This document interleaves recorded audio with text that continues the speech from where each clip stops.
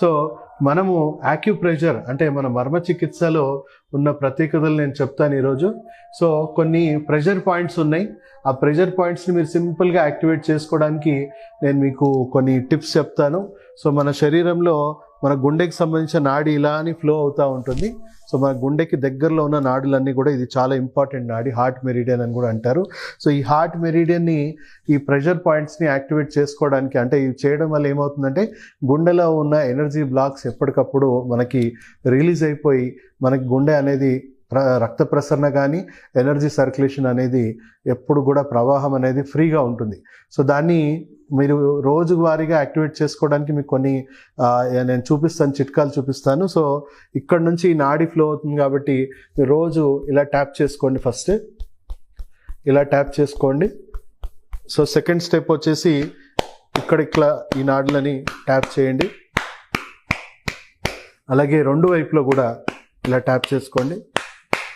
Next మీ ఈ భాగంలో సంఖ భాగంలో కూడా ఇక్కడ నుంచి డైరెక్ట్ గుండెకి చాలా రక్త ప్రసరణ అనేది చాలా మెరుగుపడుతుంది. సో ఎనర్జీ ఫ్లో అనేది అంతటా ఉంటుంది కాబట్టి ఇక్కడ కూడా దీని ఆపోజిట్ సైడ్ కూడా మనం చేసుకోవాలి. ఎందుకంటే ఈవెన్ అంటే లేడీస్కి కొంచెం సెంటర్లో ఉంటుంది గుండె. సో ఎక్కువగా వాళ్ళకి రెండు వైపులా చేసుకుంటే ఇంకా మంచిది. సో అలా మీరు పూర్తిగా రోజు మార్నింగ్ ఒక 5 to 10 minutes ఈ విధంగా ఈ ట్యాపింగ్ థెరపీ అనేది చేసుకోవడం వల్ల శరీరంలో ఉన్న నాడులు ఎప్పటికప్పుడు బ్లాకేజెస్ అనేవి, ఎనర్జీ బ్లాక్స్ అనేవి ఫ్రీ అవుతూ ఉంటాయి. దానివల్ల గుండె జబ్బు ఎవరికైనా ఉన్నా వాళ్ళకి మెల్లిమెల్లిగా అది రివర్స్ అవ్వడం అనేది జరుగుతుంది.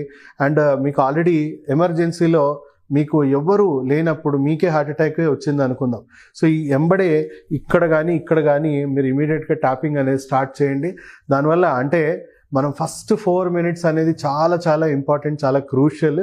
సో మీరు అంబులెన్స్ వచ్చేలోపు లేదా హాస్పిటల్కి వెళ్ళే ముందే మీరు ఈ ట్యాపింగ్ అనేది స్టార్ట్ చేశారనుకోండి, అవుట్ ఆఫ్ 10, 8 జనాలకి వాళ్ళకు హాస్పిటల్ పోకముందే వాళ్ళకి హార్ట్ అటాక్ నుంచి ఇమీడియట్గా ఉపశమనం అనేది పొందుతుంది. హార్ట్ పంపింగ్ అనేది మళ్ళీ నార్మల్సీకి రిస్టోర్ అయ్యి మళ్ళీ నార్మల్ సర్క్యులేషన్ అనేది రిస్టోర్ అయ్యే అవకాశం ఉంది.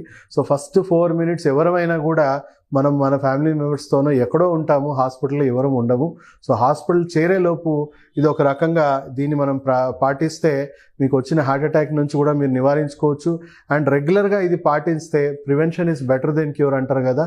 సో అలాగే మీరు రెగ్యులర్గా ఈ సూచనలు పాటిస్తే మీకు గుండె జబ్బు అనేది రాకుండా పోతుంది. మీ కొంత ఎంటైర్ లైఫ్ స్పాన్లో మీకు రాకుండా ఉంటుంది. సో ఎవరికైతే వంశపారంపర్యంగా తల్లిదండ్రులు ఎవరైనా గుండె జబ్బులతో చనిపోయిన వాళ్ళు దయచేసి దీన్ని చాలా చాలా సీరియస్గా పాటించండి. ఎందుకంటే జెనెటికల్గా మీకు ఈ డిఫెక్ట్స్ వచ్చే అవకాశం ఉంటుంది కాబట్టి మీరు ఇవి పాటించడం వల్ల మీకు వచ్చే అవకాశాలు దాదాపు 100లో 90% తగ్గిపోతుంది. సో దయచేసి ఈ వీడియో ప్రతి ఒక్కరికి షేర్ చేయండి, ప్రతి ఒక్కరికి అవగాహన కలిగించండి. ఈ సెల్ఫ్ హెల్త్ కేర్ ఉద్యమం అనేది ప్రతి ఒక్కరం కూడా నేర్చుకోవాలి. మన ఆరోగ్యం మన చేతిలో ఉంది. సో డాక్టర్స్ అనేది ఎమర్జెన్సీలో విషంతోనైనా ప్రాణాన్ని కాపాడాల్సిన పరిస్థితి వచ్చినప్పుడు వాళ్ళు మీకు ఉపయోగపడతారు. కానీ మీరు ఆరోగ్యంగా ఉంటే అలాంటి పరిస్థితే మీకు రాకుండా ఉంటుంది. కాబట్టి అందరూ కూడా ఈ సెల్ఫ్ హెల్త్ కేర్ అనేది నేర్చుకోవాలని మేము behalf of public health care council మీ అందరికీ అప్పీల్ చేస్తున్నాం. ఈ అవగాహన ప్రతి ఒక్కరి ఇంటికి చేర్చేలాగా మీరు అందరూ కూడా దీన్ని కంపల్సరీ లైక్ చేయండి, షేర్ చేయండి. అండ్ ప్రతి ఒక్కరికి ఈ వీడియోని షేర్ చేసేలాగా మీ వంతు బాధ్యతగా తీసుకోవాలని కోరుకుంటూ సెలవు తీసుకుంటూ మీ డాక్టర్ సాగర్.